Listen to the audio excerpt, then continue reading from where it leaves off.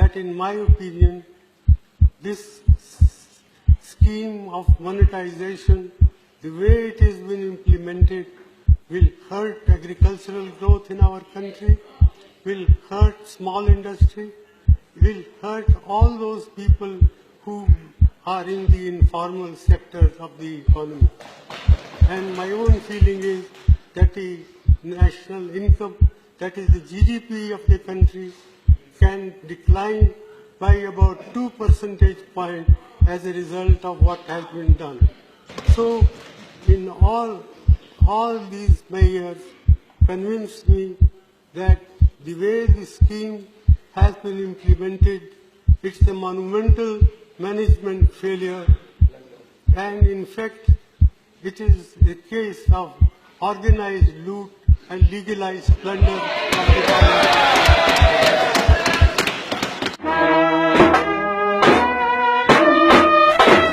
और बड़े बड़े विद्वान,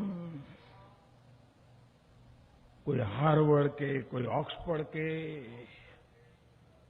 30-30, 40 साल से देश के अर्थतंत्र में बड़ा मौके का स्थान निभाने वाले बड़े अर्थशास्त्री, उन्होंने कह दिया,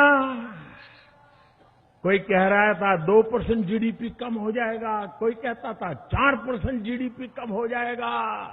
भाइयों बहनों, हिंदुस्तान दुनिया की सबसे तेज गति से आगे बढ़ने वाली इकोनॉमी में उसने अपना नाम दर्ज करा दिया है।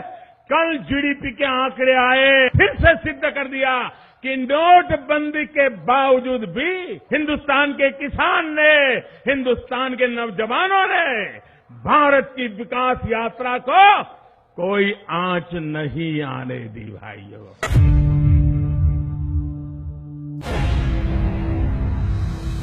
India is no longer the fastest growing economy in the world. New government data released on May 31st show a slowdown in the country's GDP growth. Prime Minister Narendra Modi imposed a ban in November to void all high-value banknotes, which led to a significant drag on the economy in the months that followed. और GDP के आंकड़े आज सामने आए। नोटबंदी ने GDP growth को तगड़ा झटका दिया है। वित्त वर्ष 2016-17 में जीडीपी ग्रोथ 7.1% रही, जबकि 2016 के संशोधित जीडीपी ग्रोथ 8% रही थी।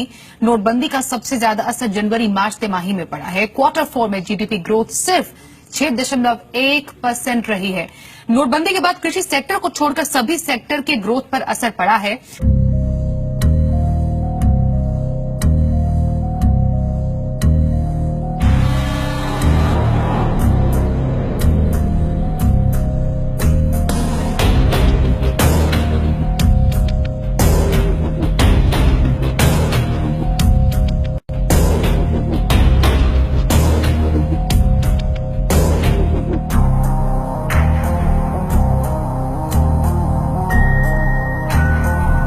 भाइयों बहनों, देश ने देख लिया हार्डवेयर वालों की सोच क्या होती है, हार्ड वर्क वालों की सोच क्या होती है।